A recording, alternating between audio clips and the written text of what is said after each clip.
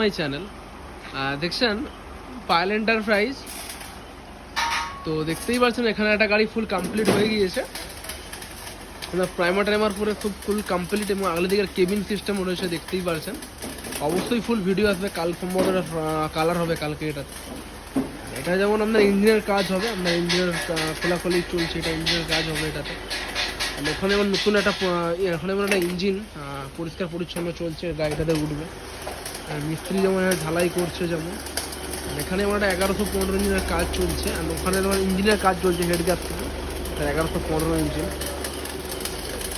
তো এদিকে আমার রেডি চলছে কাজ এটারও। আর পিছন দিকে তারা গেছে পরপর, পিছন দিকে আবার নেপাল যাবে গাড়ি, পিছনের গাড়িটা।